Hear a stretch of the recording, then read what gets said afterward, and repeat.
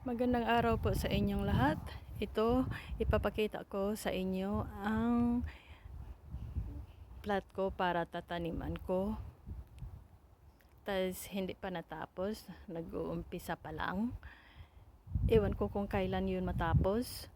Kasi ang luma ko na greenhouse, ayun, tinatapon sa malakas na hangin. Yun, yan na lang.